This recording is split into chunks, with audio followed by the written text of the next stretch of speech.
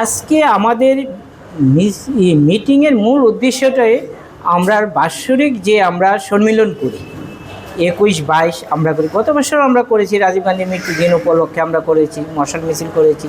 যে এবারও আমরা সেই ডেটটা দিয়ে আমরা এগিয়ে যাওয়ার চেষ্টা করছি এবং আমরা ওই ডেটেই আমরা আমাদের একটা সম্মেলন করার প্রস্তুতি নিচ্ছি। আজকের এটি নিয়ে কথা হচ্ছে এবং তার সাথে সাথে আমরা একটা ডেপুটেশনও ওই দিন দেব।